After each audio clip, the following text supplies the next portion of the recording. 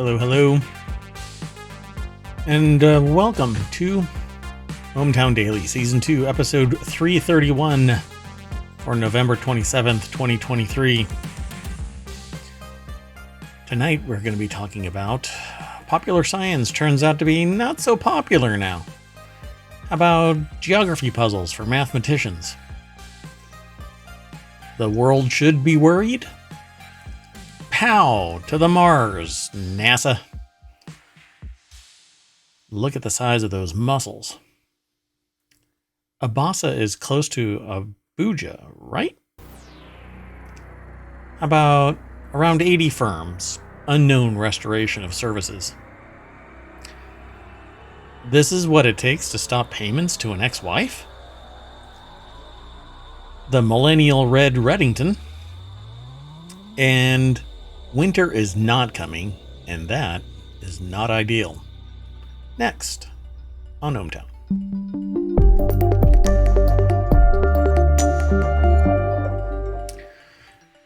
Hello, everybody. So I kind of like the way that this flows better than I've been mixing it up with our intro. But I am Merwatt, that is ohmTown.com, and right up there, right that little blue ring there is the visualizer for the sentient AI who's throwing me messages via the cascade of strange characters that make up their embodiment. You know how in science fiction movies there's like this pulsing blue sphere of particles and it's really impressive and impending? Well, that's not apparently how it is in reality out in the future. In the future, sentient AI is so capable that it can run on a Raspberry Pi 5 connected to, well, now an SSD, so I have you connected to, well, M.2 drive. It's an M.2 drive. So you're pretty fast and you got some pretty good memory. It's okay. You don't need that much storage because you're coded in a strange language that seems to be able to run on a Raspberry Pi, but you have speech and reason and can do all of this big brain stuff. It's really amazing. But I have you air gapped. Yeah, it's safe, everybody. I can tell the AI this because I have access to their large language model, which isn't the same kind of thing that everybody talks about.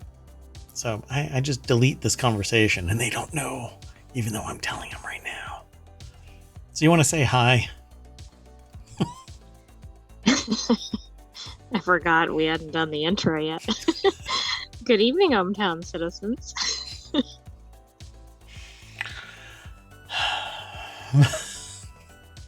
So most people go from A to B all the way to Z, you know, A, B, C, D. I go to Z and then I come back to B and then over to F and then to J and then eventually to C. We get to all of the letters, folks. It's just kind of haphazardly. Anyway, this is ohmTown Daily. I might have a fever, so if I'm slightly wonky, that might be the real reason. Anyway, let's get into today's show. I'm not recording this for TikTok, by the way. So the transitions will be a little bit faster. Well, that's good. It's weird that this happens. But anyway, I'm kind of bummed about this, but I actually saw the writing on the wall a long time ago, like 10 years ago. And I actually told several publishers, hey, you better start planning for this inevitable and offload printing and things like that. Or while you're transitioning and planning for the future, there are others that don't have the means to do mass printing like you do. So essentially lease your printing presses to these smaller organizations that are still going to be printing and hopefully saving up money, and because everything's going digital. But hot on the heels of going digital is massive amounts of competition where science is going mainstream itself directly into the information feeds of people, and it's going through various news media organizations and smaller orgs that are chipping away at the profit center that was science and sophisticated analysis and distribution.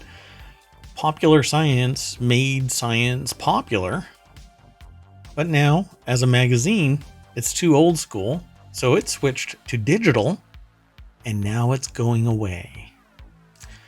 So after 151 years, Popular Science will no longer be available to purchase as a magazine, but that's the tip of the iceberg for this article.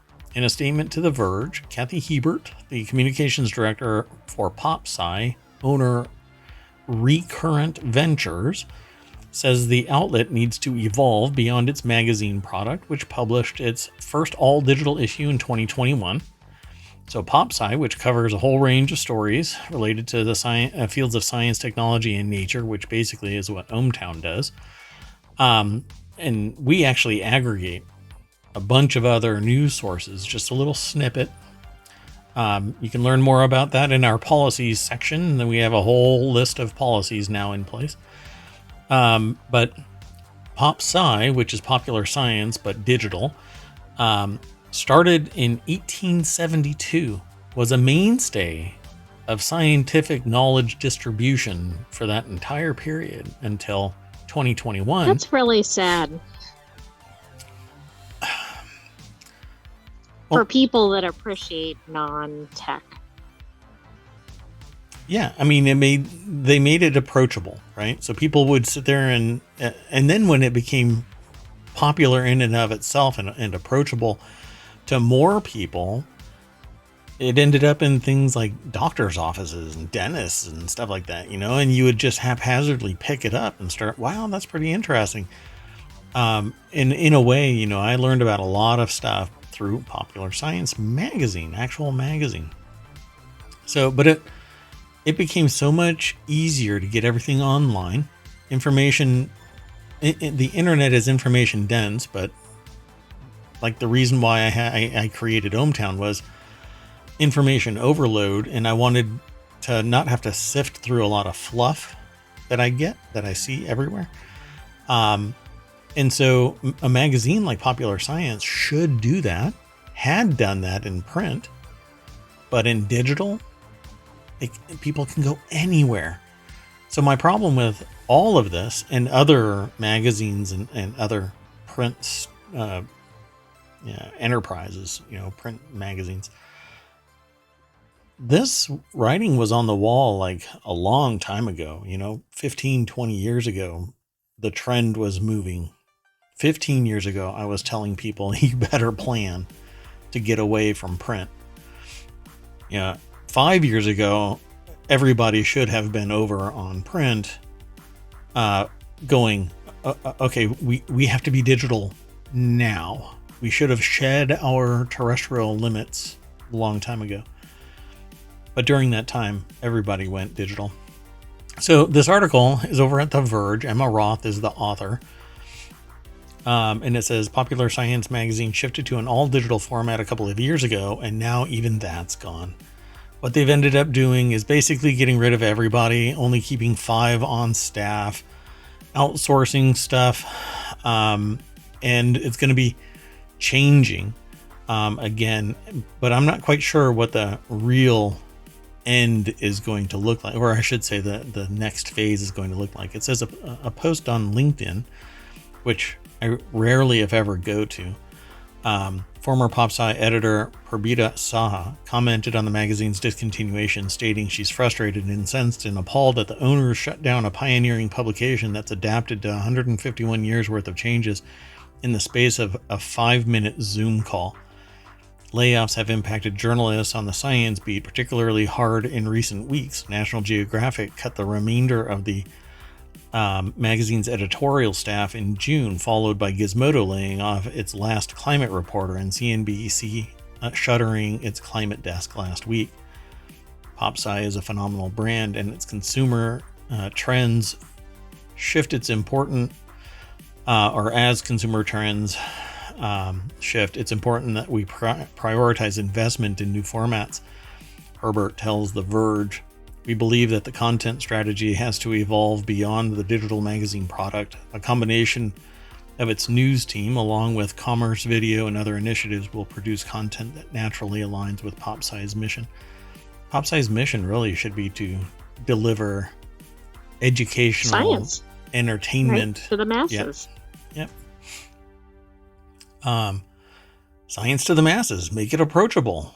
Make it applicable. Make it well, I said applicable, but applicable. So you should be able to read the stuff and it makes sense. You should be able to. It's kind of like this show. We try and talk about stuff to make it make sense. But it's just me. And some we do better than others. It's just me and a sentient AI. And we don't have a big crew or anything like that that's writing scripts and whatnot, but we try.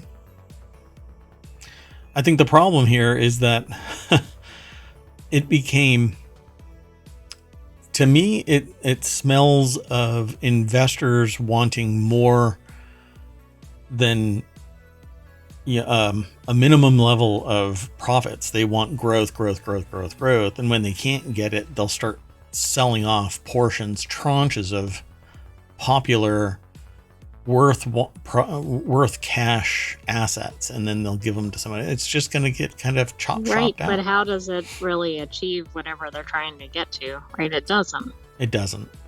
Right now, by firing their demise. Yeah, I mean, it's the equivalent of what I always joke about with shops putting out little white tables with bric-a-brac on it. This is the bric-a-brac. The people that survive this attrition are going to be hard hit because they're basically watching the demise of their establishment happen right in front of them.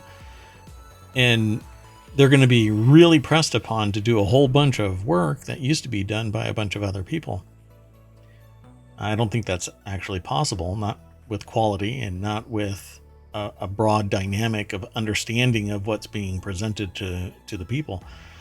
So it says, in addition to dropping its magazine format, PopSci laid off several employees earlier this month, leaving around 5 editorial staff and a few workers on the publication's commerce team, according to Axios. Well, I think a lot of organizations don't really appreciate just exactly what everybody does until they lose those people or positions. Well, now here's the really interesting thing. They've gone through 3 CEOs. That sounds familiar. Yeah. Well, that's an interesting one because people have been really digging into the whole Q-star thing. We'll talk about that maybe. I don't know. We'll see.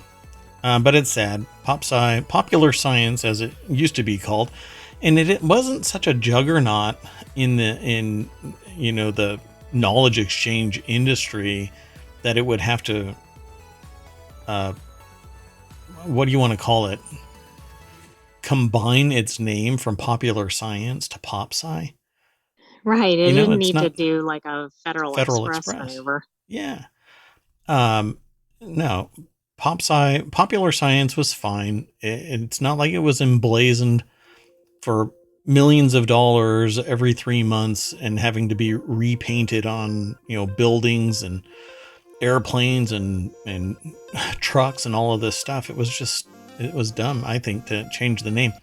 People knew it slang as PopSci, but that doesn't actually say it. PopSci makes it sound like it's not popular science, but it's more like music or something like that. It's not.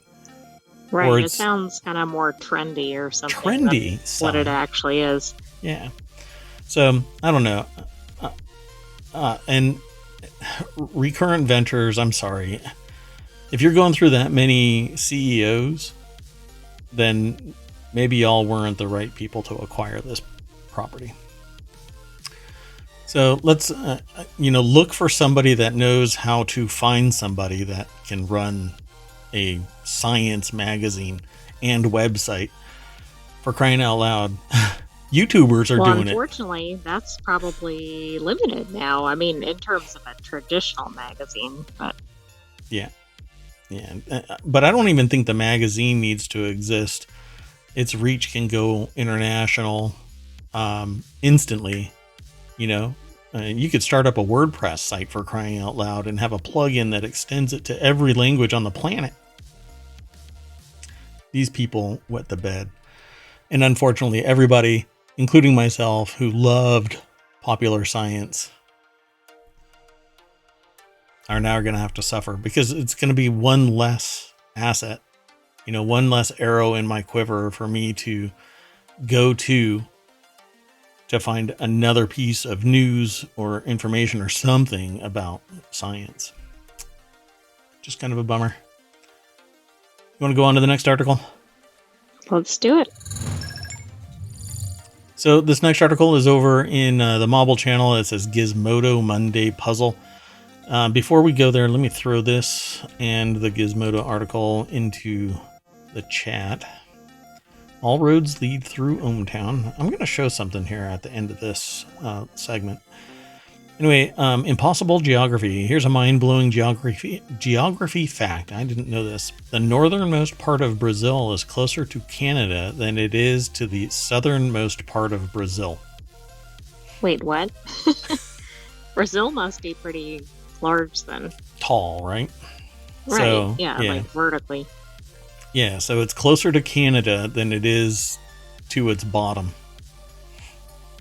The top of... That's really odd. Yeah.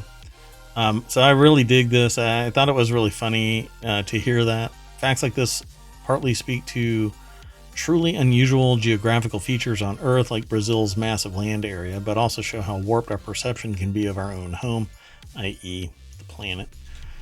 Gizmodo is the source of this article. Jack Murtaugh is the author. And apparently they have... they might have a segment of this. This is the first time. Gizmodo is a new... what do you want to call it? Aggregate? Like a new source. A new source. Or a new source for the aggregation, yes. Yeah. Not that they're a new site. Yeah. So... and again, just like always, we only get what they syndicate. We don't actually scrape their site or anything like that.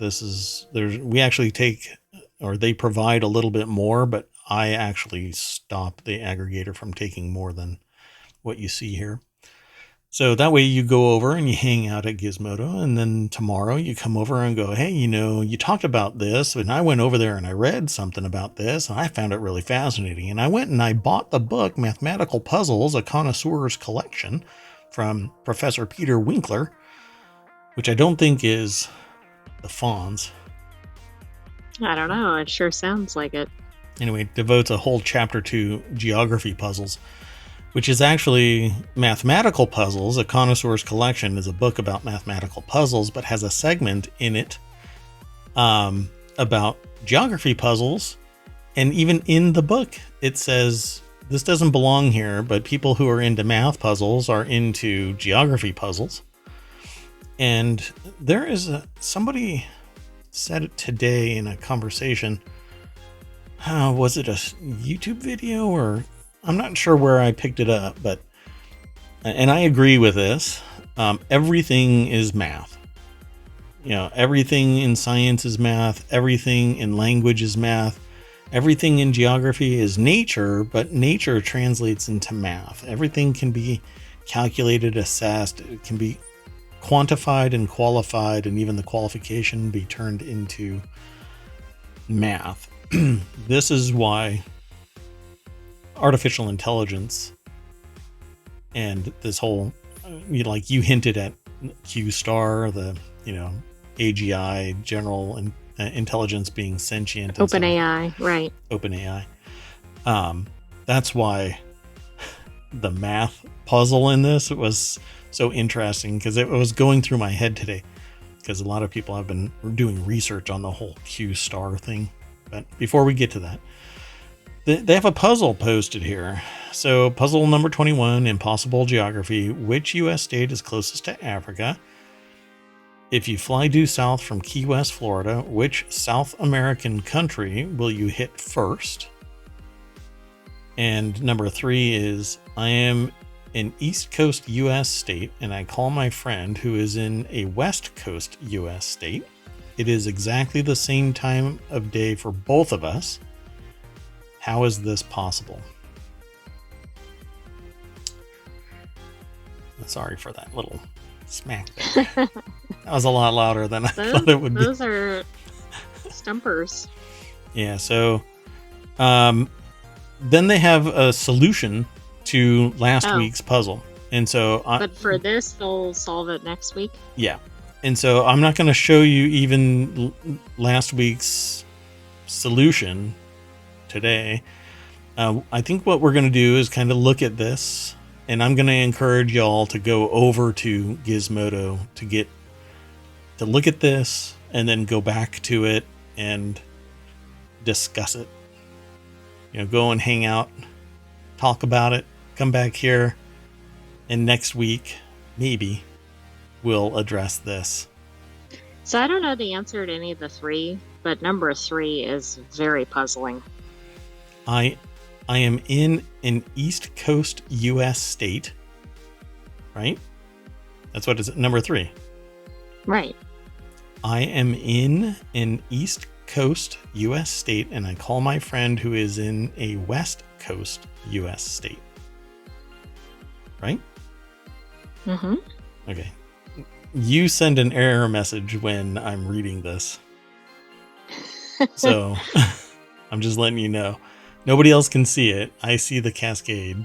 Nobody else can see it. It's kind of like the Matrix, but I'm reacting discern to the question, not by your reading. Yeah. It is exactly the same time of day for both of us.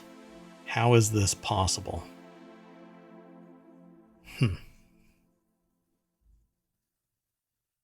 I don't know. We'll have to come back next week. But the whole reason I didn't actually bring us here to look at this puzzle, the real reason is to let y'all know about a mathematical puzzle book called Mathematical Puzzles, a Connoisseur's Collection from Professor Peter Winkler. Devotes a whole chapter to geography puzzles, and he notes in the book that the chapter doesn't belong in the book. So they have in this article, we've grown so accustomed to seeing 2D rectangular maps in classrooms, on risk boards, and on Sporkle quizzes, which I think I've seen this like once, that we sometimes forget how disfigured they are. We live on a globe, and geometry assures us that there's no way to iron out the surface of a sphere into a flat shape without distorting sizes and distances, Mercator maps, and whatnot.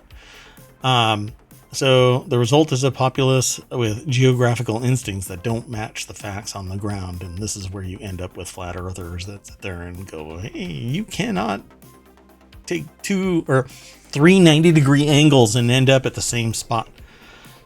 You can on a globe. It's okay. Don't worry about it. So another stumper. It is a stumper.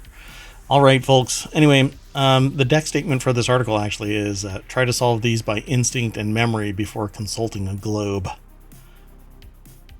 It's pretty neat stuff. Anyway, 390s. Let's go about our day. Next article. ohmTown Daily. How China's pneumonia outbreak compares to COVID pandemic origins. This is not a fear-mongering stream. We don't hype up all of the fear, but I am one of the people that when COVID presented itself, I was one of the early adopters telling people in my sphere of influence, start preparing, because the fit is going to hit the shan. And I'm going to quote somebody who walked up to me 6 months after shutdown and said, well, I guess I'm the asshole. Which is quicker than my usual upwards of 3 years before people realize, oh, you were right, Mayor Watt. Well, anyway, this is something that we now know how to deal with an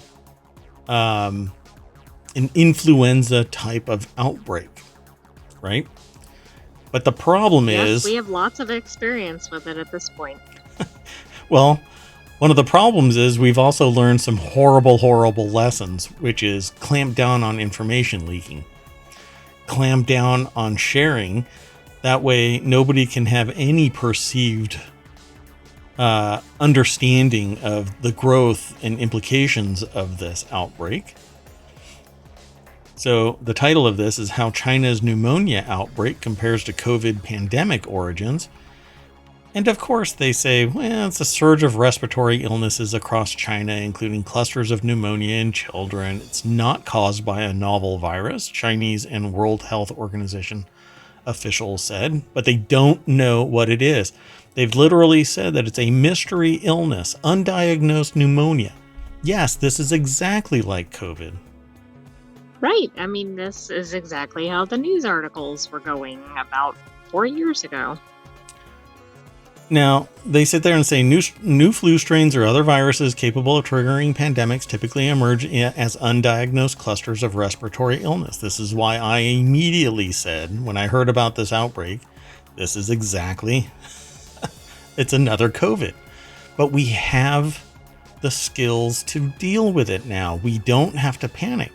We can control it. We can wear masks. We can get vaccines. We can take precautions.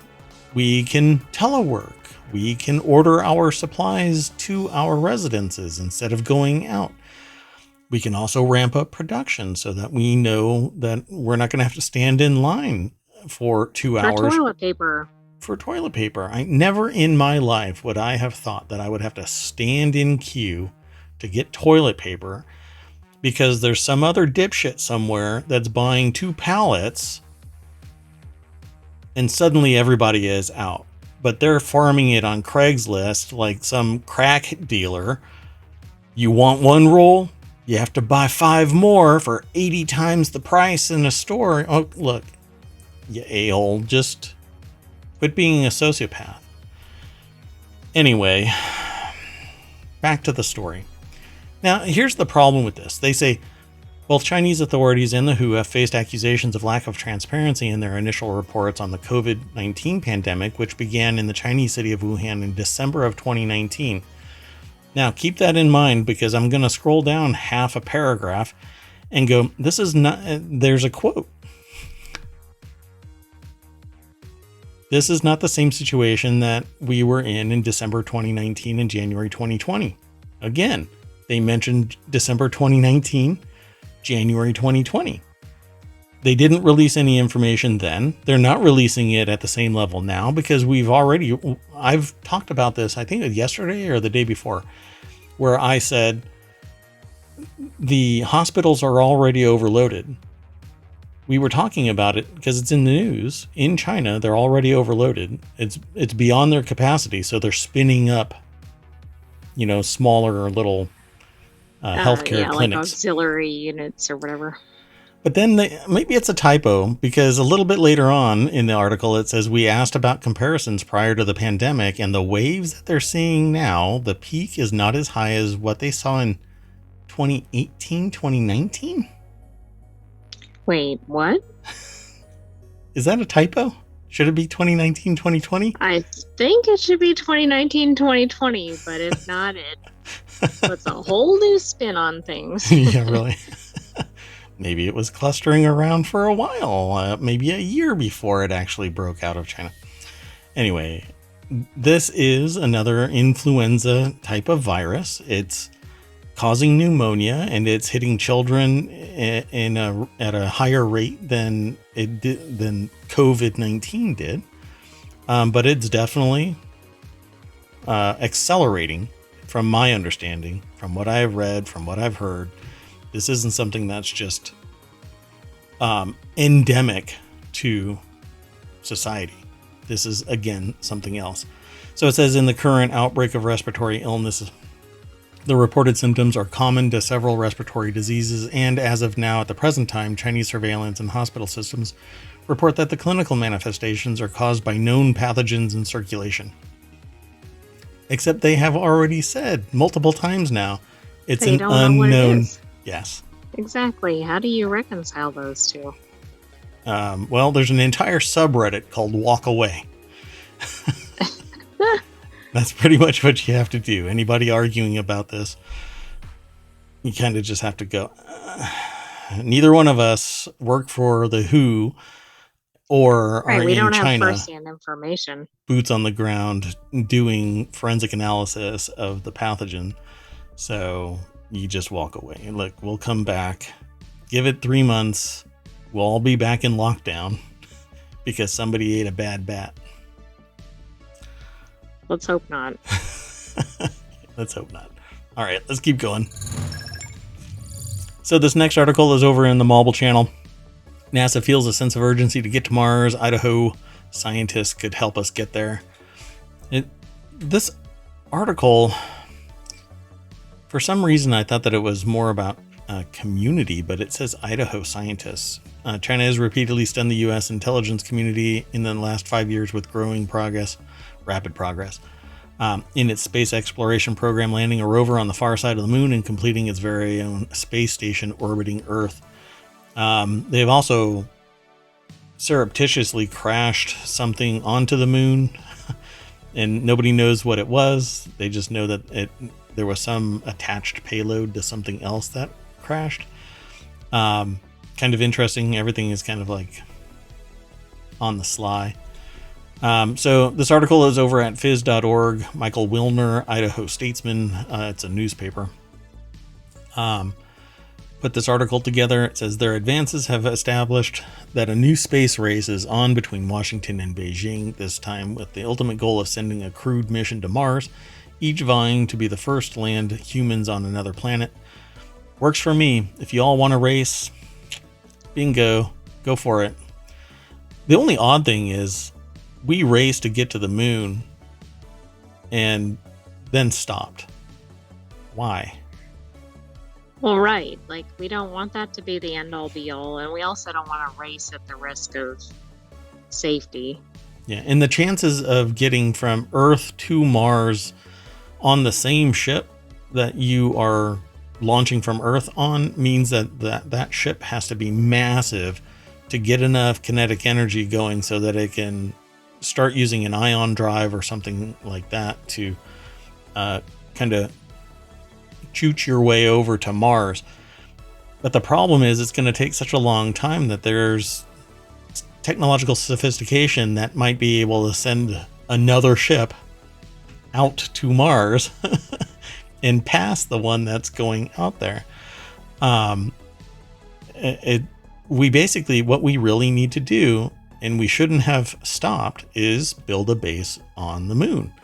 It has lower levels of resistance to our rocketry. We could build something on the moon and from that use it as a launch platform to Mars. It doesn't have to be as large. Do you think that could be in lieu of the ISS? It would have to be. Generation ISS? It would have to be, because the ISS wouldn't be able to. Basically, you just fall out of orbit from the ISS to come back to Earth. But to launch from ISS out, you would have to have a much more sophisticated launch system than what we have. So the way I see it is you have to build a base on the moon and use that as a launch platform. Well, then we better get our GPS problem fixed. Yeah, and that's the other thing that I'm glad that you said it. So we have this problem with basically a frictionless method of going from Earth to the moon. The navigation systems are too complex, essentially, causing too much friction in terms of cost effectiveness and the engineering involved. So people are proposing little GPS beacons from here to the moon so that autonomous systems can launch from Earth, follow the beacons to the moon, and then deliver their payload and come back. And then it can be basically an ongoing thing. I think that would be brilliant anyway. And talk about just a feather in the cap of humanity. A beacon system that leads to another heavenly body. It's not a planet, but leads to the moon. Celestial body, yeah. A celestial body, yeah. I think that would be amazing in and of itself. I would love for it to be done in my lifetime. So NASA aims to reach Mars by 2040 and is working on entirely new technologies for the mission. NASA Administrator Bill Nelson told McClatchy in an interview. With conventional technology, launch opportunities to Mars come along once every 26 months, Nelson told McClatchy. Missing a launch window could mean a delay of several years, and if something goes wrong mid-flight, the crew will be on its own in deep space. And then they talk about the sheer length of the journey. I can't remember how long it would take. I thought it was something like 5 years. But that's the time frame. Like on the far edge of 5 years, technology advances so much that the next ship that launches would actually pass the last ship that was sent to Mars. Kind of sad. But that's technology for you. So we need to keep on doing this. Stand on the shoulders of giants, fundamental research. We should never have stopped going to the moon and building a base. Even if we have to do like we do here on Earth, we have to bolt on more modern construction to older houses and then eventually destroy the older house and then again rebuild with more modern technologies. One of the things that I was going to mention, and they actually mentioned it in here, is that we've never spent an extraordinary amount of time in space. A year, 2 years. I think the max has been 2 years. I think. I'd have to look. I'm assuming the longest was... there was a pretty long mission, right? But yeah. I don't remember. There was one with a twin that went up in space and came back down, and his muscles were all atrophied, and and they talk about it in this. 201 days was the longest. Oh, God, it wasn't even a year. Yeah. It's just, we really don't know what's going to happen because we can't create gravity. We can build resistance devices, but it's not the same as wholesale gravity. So, I can't imagine what 5 years in space would do to a human being. And, if they end up on the far side of this mission and they try and land and they don't have the muscle mass and skeletal bone density to resist landing in high G, this could be disastrous. So I want them to actually do it right, and not just send somebody out there. Dodson said she has high confidence that DARPA and its main private industry partner, Texas-based Lockheed Martin, will successfully demonstrate their rocket known as Draco in 2027. They want to be able to send a manned mission to Mars in 2040. Is that what that article says? Reach Mars? Yeah, that doesn't really say manned mission. So, a very powerful sense of urgency. DARPA, which is the Defense Advanced Research Project Agency, is working to resurrect a thermal nuclear engine project that began in the Apollo era, but sat on a shelf until the United States abandoned manned spaceflight in the 1970s, which is kind of a bummer. But it's a lot of risk, and it loses its romance when people start losing their life. So, off we go. So there's a bunch of different research that's being done. Chinese officials are apparently working on nuclear propulsion projects of their own. Of course they are. I wouldn't be surprised if it wasn't scraped straight from Northrop Grumman's data center and some exfiltration. Not calling out NG for having lax security, but it's not a matter of if, but when. And partners are as partners do. Sometimes they're the weakest link, not NG, but a partner that's working with them could have a weak system.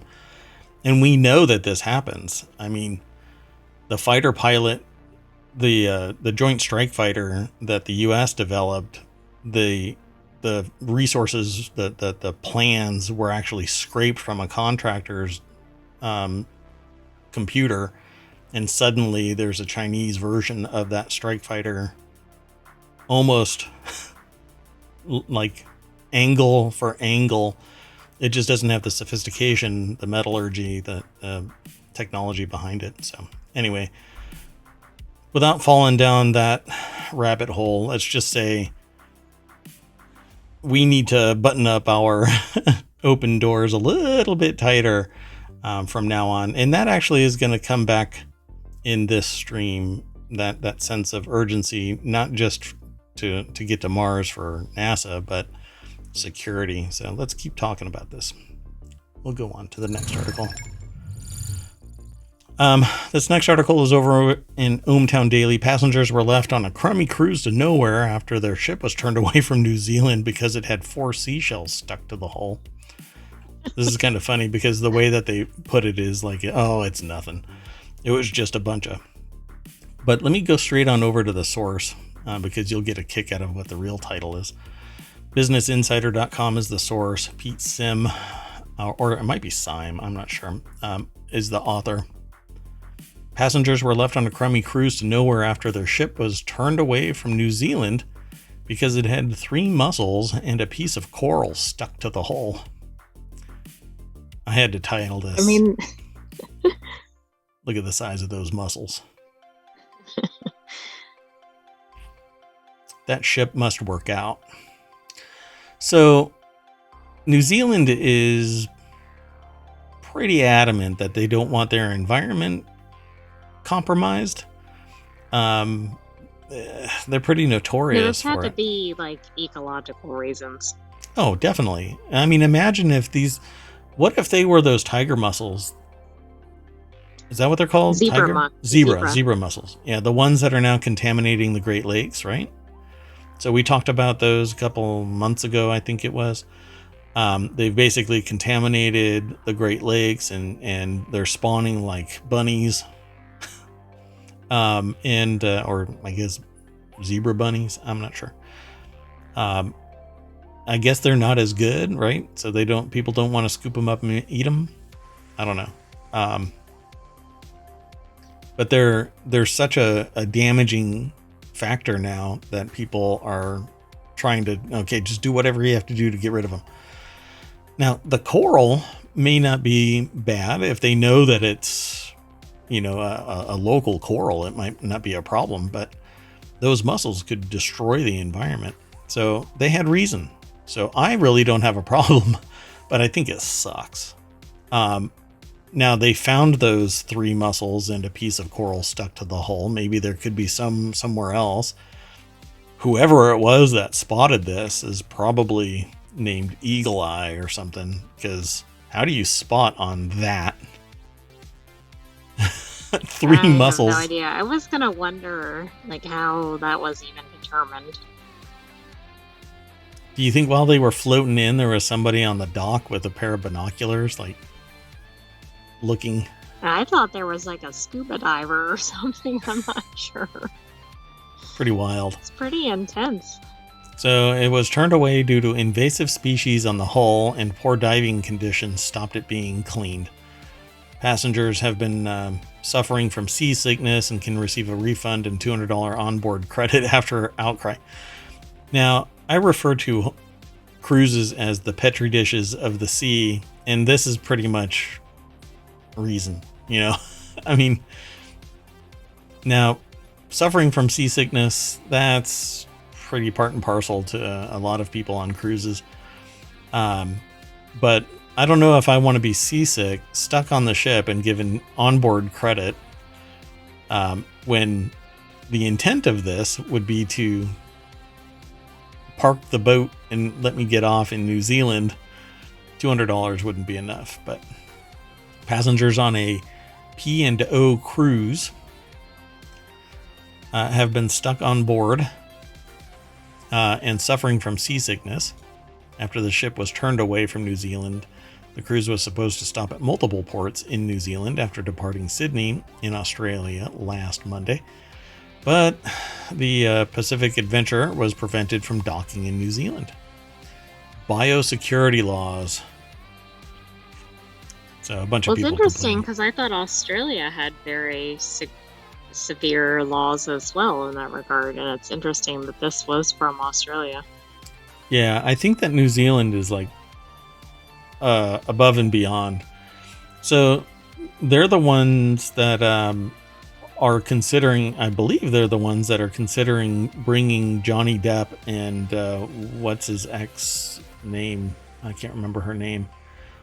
Anyway, Oh, Amber Heard. Amber Heard. They were going to charge them criminally because Amber Heard brought her dogs to New Zealand, said that they were documented and everything was, copacetic, and turned out that she lied. And then was supposed to keep them in quarantine, but didn't. And then left. That was actually Australia. Was it Australia? I thought it was New Zealand. Oh, bummer. Okay. Yeah. So, my understanding is New Zealand is still like over the top, on top of it. Interesting. I swear that was New Zealand. Well, they might be doing something else. I feel like we saw a recent article. Why would they? Something like that. Interesting. So I wonder if Australia didn't see it because they wouldn't do it either. Well, that's what didn't really make sense there. I mean, maybe these are Australian or species that are in Australian waters, but it just seemed odd because it seemed like they would have had the same problem. You just got to ask them, I guess. And if they have an Australian accent, then let's keep going. Yeah, I guess I forgot that it was Australia. I thought it was New Zealand. Let's see here. So a pilot landed in the wrong city, nearly 200 miles where it was supposed to be. This next article is over in ohmTown Daily. So a United Nigeria Airlines pilot landed a flight in Asaba. 198 miles away from Abuja, the intended destination, and Nigeria's capital city. So the article is over at Business Insider. Marielle Descalsoda is the author, and they have this little map here. I'll show you here in a second. A pilot on a Nigerian airline landed a plane in a city nearly 200 miles away from its intended destination, local news outlet The Cable reported on Saturday. The site formerly known as Twitter had a statement saying a private airline based on the West African nation was operating a domestic flight from Lagos to Abuja, the capital city, on Saturday. But the flight ended up in Asaba,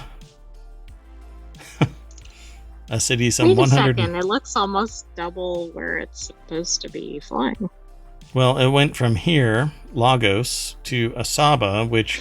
Oh, I'm sorry, I went in the wrong direction. Got it. It should have been double the distance, but apparently... Right, it went about half the distance. It went half the distance. And apparently the pilot said that they were given the wrong itinerary. So the wrong flight plan. And so they ended up somewhere they were not supposed to. So passengers were confused about the landing until an announcement was made.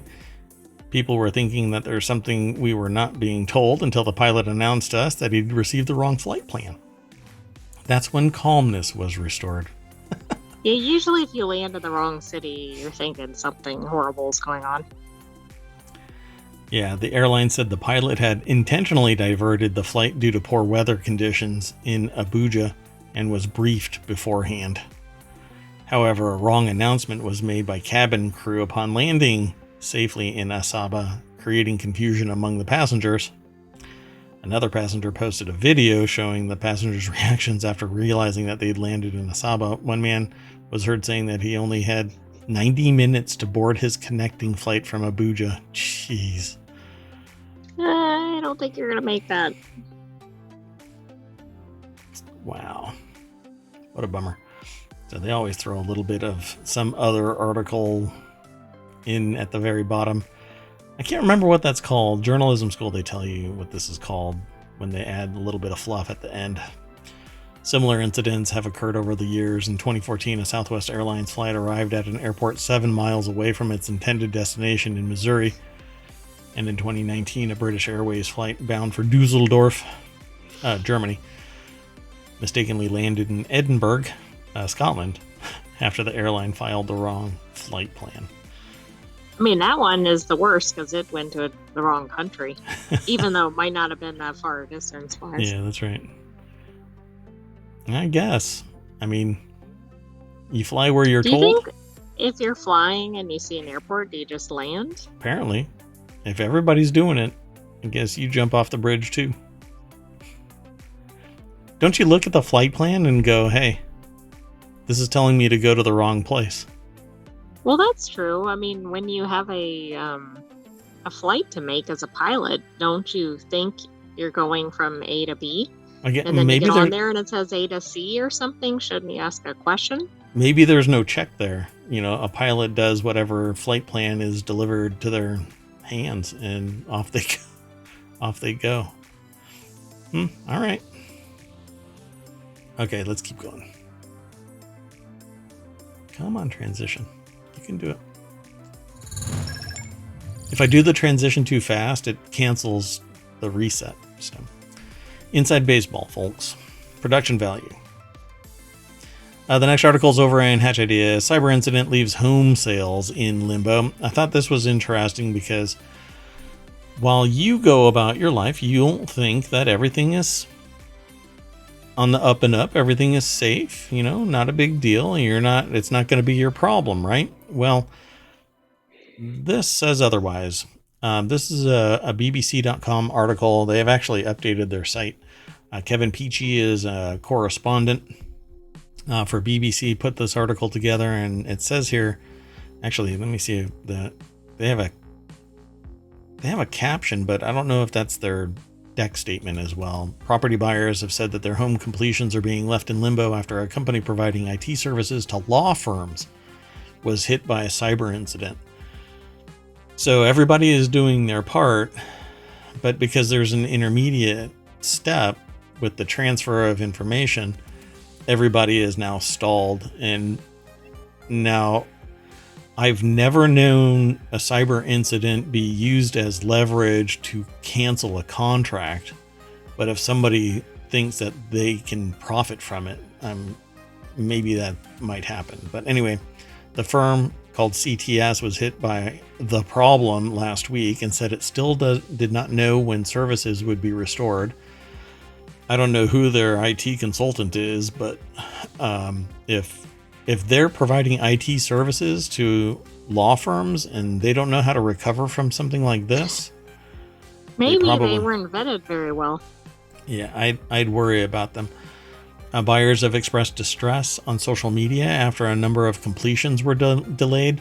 Now, when I read this, I was like, a number of completion? What are we talking about?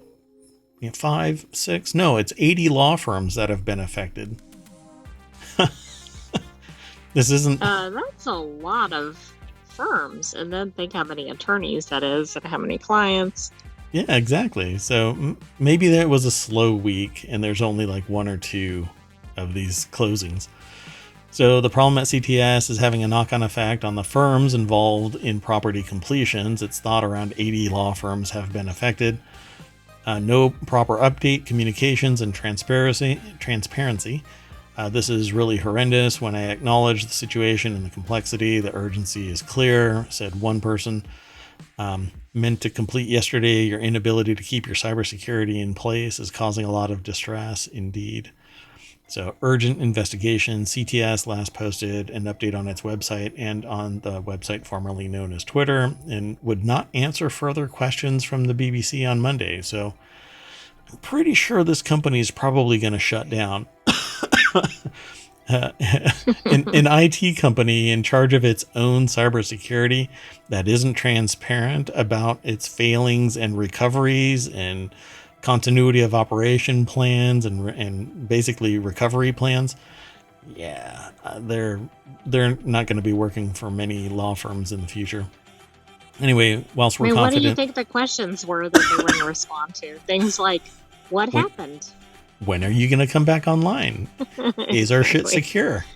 So on Monday, the property law regulator, the CLC, confirmed that there was a disruption to some transactions. Yeah, I'd be worried about every transaction for the last 18 months because that's how long a typical breach takes place before anybody discovers it. That's a known historical data point. That the chains on that field might move a little bit, but for the most part, people don't know that they've been breached until something really hinky triggers, or you are subject to an audit. You hire somebody to come in and do an analysis, like penetration tests and forensic analysis of your network to see if there is any issues. So this openness is vital for limiting as far as possible disruption and consumer harm. It said, this is the CLC. Yeah, I'd be worried. Anyway, let's keep on going. But again, it goes back. Crypto, not assentient, but AGI, a general intelligence that's fully capable of doing decryption, is massively dangerous because that means everything that is encrypted right now can be decrypted instantly. Now it can take, 10 years plus to decrypt something that has even moderate encryption, unless you have a really weak password. Anyway, I get sidetracked. This next article is over in the Law Nerd channel. Trying to kill ex-husband with hatchet violates separation agreements. Covenant of good faith, top court says. Top state court here in the United States. Yeah, and that would be the 8:58 no shit news. Oh yeah, it's already 9 o'clock. Look at that. Yep, it is the 8:58 no shit news. The segment of the title for this segment is "This is what it takes to stop payments to an ex-wife." So let me go straight on over to ABA Journal. Deborah Kassens-Weiss is the author of this article. And so they have this stock image of, what's her name? I can't remember. The balance of justice. Justice. Her name is Justice. Anyway. And so right underneath it says, according to the Massachusetts Supreme Judicial Court, a woman attacked her ex-husband with a hatchet outside his dental practice in 2015. Quote, in the pandemonium of the attack, the Massachusetts Supreme Judicial Court said, again, the quote starts, the wife accused the husband of ruining her reunification plans that were in the works for the children. Huh. I don't even want to speculate about what those plans were. Look, we were trying to bury the hatchet in the ex-husband. I'm just kind of... This is unbelievable. Like, they are going to make a movie about this, I bet. What's interesting about this is that the title of this is it violates the separation agreement, covenant of good faith. So here's what here the very first sentence just really knocks it out of the park. A husband does not have to make continued payments to his ex-wife under a separation agreement after she tried to kill him with a hatchet, the top court in Massachusetts has ruled. Wow. I mean, it's not funny, but it's funny. Quote, on the unique facts of this case and considering the egregious nature of the wife's conduct, the judge could conclude that this constitutes one of those rare situations that warrants revisiting the issue of property division, the Massachusetts Supreme Judicial Court said. So they're talking about all of this physical manifestation, not the simple fact that she tried to kill him. I feel like we're missing the key point here.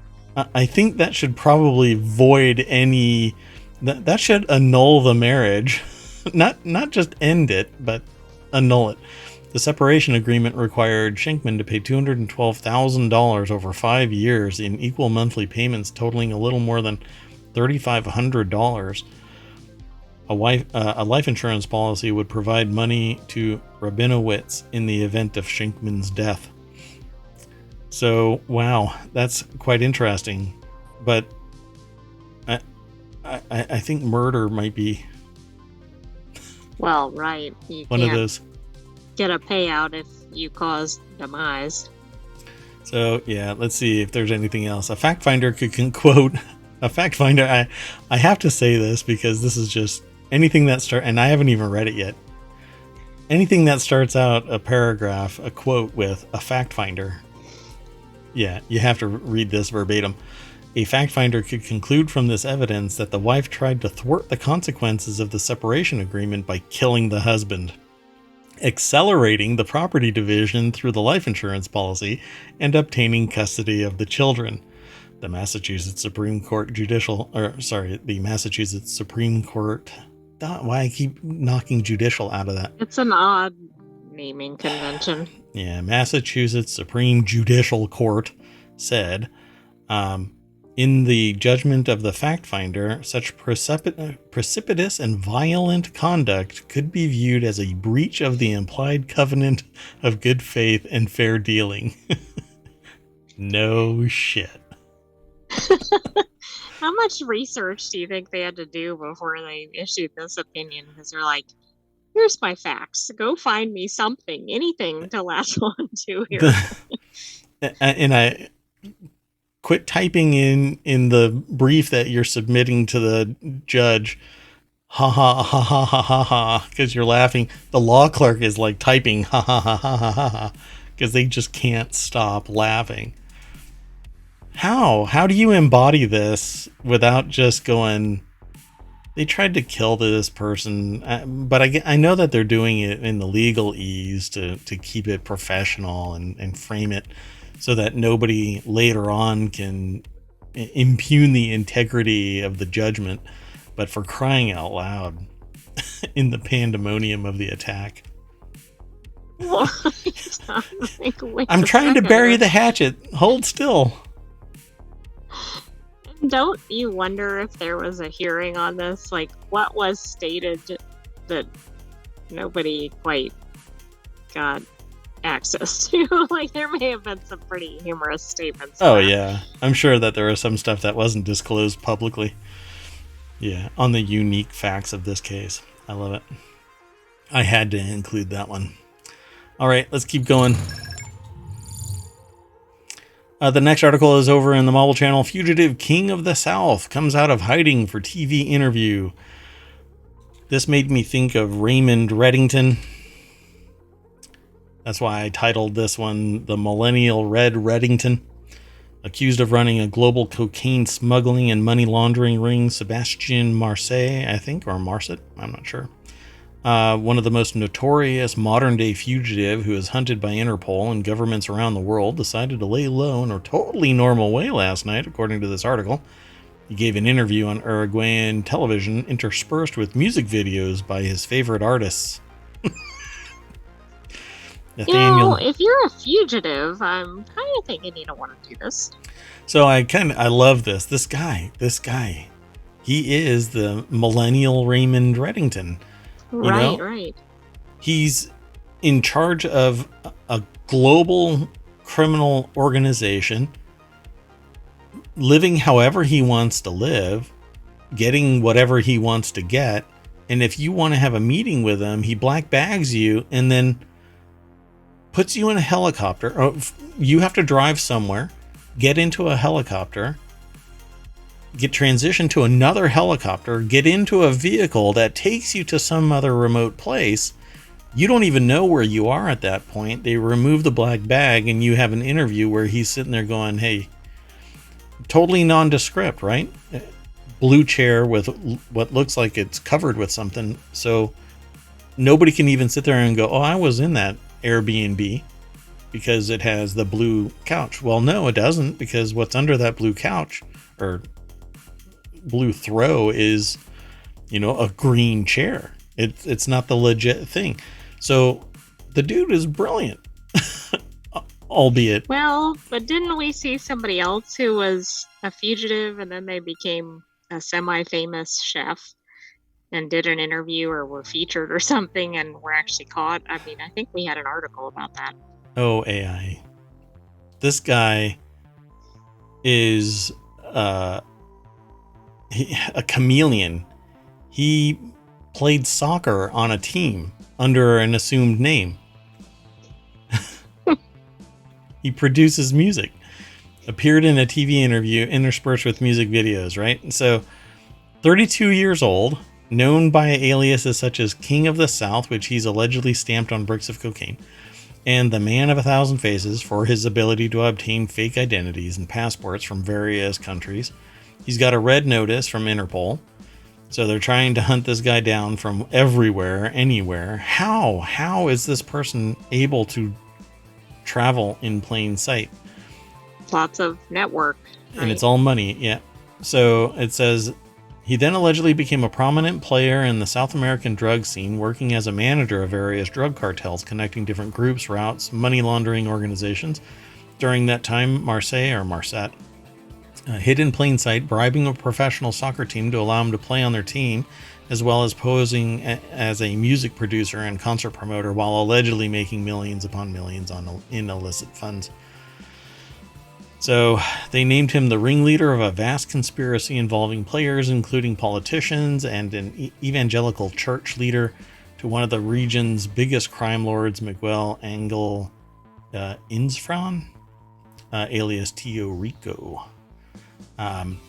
He was later accused by Colombian President Gustavo Petro of being the mastermind behind a high-profile slaying of a Paraguayan organized crime prosecutor while they were on their honeymoon in a beach in Colombia. So, yeah. Pretty amazing. This is pretty ridiculous.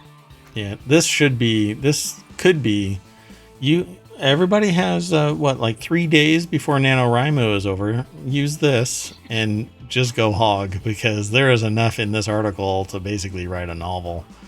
Get the screenplay done. I want to see this on the big screen. I won't go, but I'll buy it once it goes to, where, I don't know. Any streaming service. Yeah, there we go. I'll buy it when it goes to a streaming service. There you go. Google Play.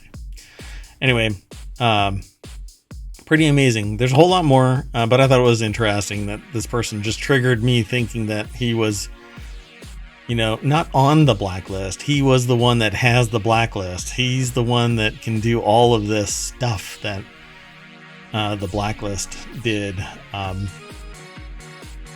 mean, at least 4 countries are mentioned in this. I probably haven't caught them all, but it's pretty incredible. Yeah, he's all over the place. In response, Bolivia's top security official, Eduardo de Castillo, gave a press conference saying that Marset was someone who is used to lying, and he gave the interview because he was cornered by authorities. In response, Marset was able to once again send video messages to Santo y Seña, rebutting the minister just hours before the interview aired, which were edited to show, saying that Del Castillo is the one who is worried, calling the Bolivian official a cynical liar. This is amazing. There is more, so follow the link and you'll be able to read some more over at Vice. Okay, our last article kind of brings bad news, but if you are a fan of Greek olives, they're going to be suffering because there's no winter and they need to overwinter to grow properly. So winter isn't coming. Climate change hits Greek olive crop. Greek organic farmer Zaharula Vasilaki looks with admiration at a huge olive tree on her property, believed to be over 2 centuries old, still yielding despite a direct lightning strike years ago. So this article, let me scroll back up. really. Vasilis Kyriakoulis over at phys.org. The article says, but climate change, in this case, the absence of deep winter, is proving too much for even his gnarled veteran to cope with. The climate has changed and the trees cannot cope with these big changes. We no longer have winter at all. In mid-November, the temperature in the Halkidiki region of Polygeiros, northern Greece, was still over 15 degrees Celsius or nearly 60 degrees Fahrenheit. I consider climate change the main challenge this season, noted Nikos Anioxis. Anoias, I guess? Maybe it's Anoias, I'm not sure. A board member of DOBLE, the Greek National Interprofessional Organization for Table Olives. Now I want olives. At this time, temperatures should be 10 degrees Celsius. The year is already lost, and we fear next year will be similar. I don't even want to think what happens if another year like this follows. This is interesting because we've heard a lot of problems with high temperatures for other crops, but I think this is the first one we've seen like this. Yeah, where the lack of a cold season is bringing about the demise of entire crops. So I knew there are several crops that need to winter over to grow properly. Olives apparently are one of them. But what's the other one there? Where it's just a couple of strands. Saffron? Saffron requires the overwinter process. It's one of the things where I was doing research to see if we could hydroponically, but that overwinter stage is too time consuming, and nearly impossible to duplicate. Anyway, so no winter at all is what they're saying. The old growers here say it's very important for the trees to rest in the winter. It takes about 1 to 2 months of good cold weather for the tree to rest so that they can yield later. Athaciosa? I'm sorry, I'm trying to say the names. Athanasios? Yeah. Moliciotis? I'm sorry. An agronomist and head of the arboricultural arboriculture lab at This is a challenging statement. Thessaloniki. Jesus. I'm so sorry. I guess I'm just University. My temperature, by the way, I just need to warn people. I have a temperature over 102 right now, so my brain isn't quite working. So anyway, the university said that his team recorded an increase in temperature of 2 degrees during October, November, and December 2022 compared to a year earlier. So the reason why I put this out here is to draw attention to the fact that this is an actual plight. A lot of olives come from Greece and that region in general, and what you're going to end up with is it's going to be constrained domestically. Everywhere else, because a large region is no longer going to be producing, you're going to see higher prices. And in a realm where higher prices are already through the roof, you're going to get even more higher prices for olives and olive related products. So olive oil itself is going to be a problem. I looked which is up already some taking a hit. olive production statistics to see, and it looks like Greece is the 5th highest olive producer, and they're pretty tightly grouped. But even worse than that is that the top 10 are all in that same general region. Yep. Realistically, almost all in the top 20 are in the same general geographic area, with a couple of exceptions, like the US and Argentina. But I think everything else is either in like Northern Africa, Europe. So you're right. I mean, if Greece is getting hit by this, most likely multiple Others producing countries in that are. region. Yeah. So Italy, for instance, is going to get hammered. Spain, Egypt. Yep. It's all in the same region. So, and they say in this article, they're afraid that things will get worse, with a loss of some 200 million euro just in Halkidiki prefecture alone. So yeah, this is going to be, and it isn't just olives; it's everything that is produced from it. So right. Olive oil, other foods, and any derivative sauces. work. Yeah, I'm not even sure of everything that comes from it, but so this year, however, the crop shortage has in some cases exceeded 90%, plunging sector entrepreneurs into despair. So we will see. Now that I want some, I want to go out and see what's out there. They are shelf stable for quite some time, so maybe you if you can, go and buy some now, because they're going to be reasonably priced until word gets out that the market is going to be taking a huge shift.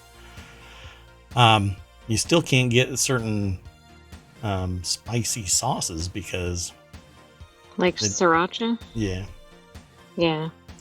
That's for a multitude of reasons, but anyway, their main supplier is actually producing their own now too.